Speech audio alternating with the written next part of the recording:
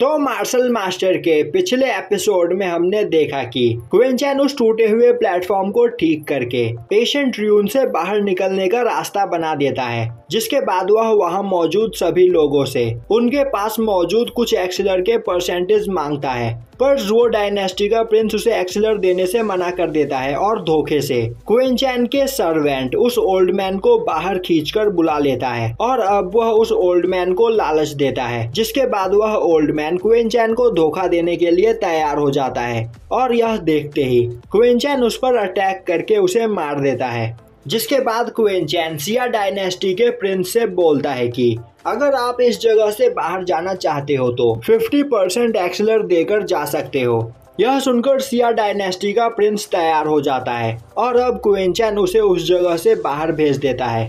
जिसके बाद बाकी के सभी लोग भी अपने कुछ परसेंटेज क्वीन चैन को देकर वहां से जाने लगते हैं। तभी सुआन यिन सेक्ट की वह दोनों लड़कियां आगे जाती है और क्वीन चैन को कुछ हर्ब देते हुए बोलती है कि हम यहाँ से बाहर निकलने के लिए तुम्हें 70% हर्ब देने को तैयार है। तभी क्वीन चैन बोलता है मुझे पता है तुम्हारे पास और भी एक्सेलर मौजूद है, तो इस जगह पर मुझे धोखा देने की कोशिश मत करो। जो सुनते ही वह लड़की दोबारा क्वीन चैन को सुआन यिन पवेलियन की धमकी देने लगती है। यह सुनकर क्वीन चैन बोलता है तो क्या तुम सच में सुआन यिन पवेलियन से आई हो? तभी वह लड़की अपने सुआन यिन पवेलियन की तारीफ करने लगती है और सुआन यिन पवेलियन क्वीन चैन के पिछले जन्म के दोस्तों का पवेलियन है जिन्होंने उसे धोखा दिया था। अब क्वीन चैन बोलता है तो सागुअन ने इस जगह पर काफी ज्यादा तरक्की कर ली है।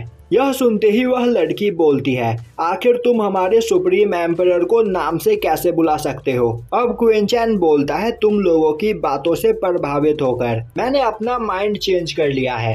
अब मुझे तुम्हारे 90% एक्सेलर चाहिए, वरना तुम दोनों हमेशा के लिए इसी जगह पर रह सकती हो। और अब क्वीन चैन अपने ऑरा प्रेशर से उन दोनों को खुद से दूर फेंक देता है। जिसके बाद ब्लैक ऑर्डर के कुछ लोग आगे बढ़ते हैं और क्वीन चैन को अपना 50% एक्सेलर देने को तैयार हो जाते हैं। तभी क्वीन चैन बोलता है तुम लोगों को 70% एक्सेलर देने की जरूरत है और साथ ही साथ 10,000 स्पिरिट स्टोन भी लगेंगे।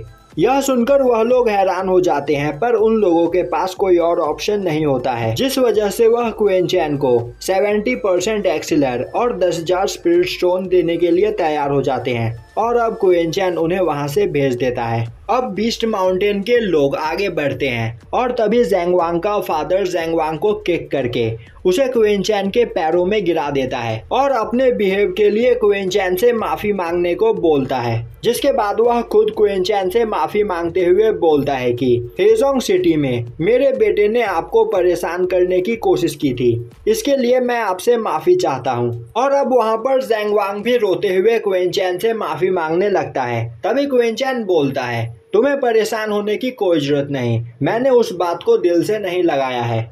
यह सुनकर ज़ेंग वांग का फादर खुश हो जाता है और बोलता है तो हमें आपको कितने परसेंटेज देने हैं? क्वीन चैन बोलता है तुम्हारे पास जितने एक्सेलर मौजूद है उसका 80% और 10,000 स्पिरिट स्टोन।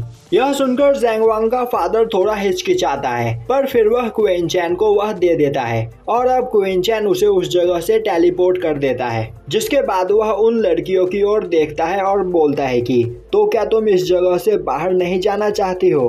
तभी वह लड़की क्वीन चैन को 90% एक्सेलर देने को तैयार हो जाती है और अब उनसे एक्सेलर लेने के बाद क्वीन चैन उन्हें भी टेलीपोर्ट कर देता है। उसी जगह पर खड़े टियानमो और जुओ डायनेस्टी के प्रिंस और उसके साथी यह सब देखकर काफी हैरान हो रहे होते हैं। अब क्वीन चैन उस जगह पर मौजूद फॉर्मेशन को बंद कर देता है और बोलता है कि तो फिर ठीक है, चलो अब हम पुराना हिसाब किताब करते हैं। जो सुनते ही जुओ डायनेस्टी का प्रिंस गुस्से में बोलता है आखिर तुम इस जगह पर करना क्या चाहते हो? तभी टियानमो बोलता है मास्टर मेरा आपके साथ कुछ भी लेना देना नहीं है, तो फिर आप मुझे इस जगह पर क्यों कैद कर रहे हो? अब उसे देखते ही क्वीन चैन बोलता है ओ तुम्हारे बारे में तो मैं भूल ही गया, क्या तुम जुओ डायनेस्टी के लोगों के साथ नहीं हो? और यहीं पर यह एपिसोड खत्म हो जाता है।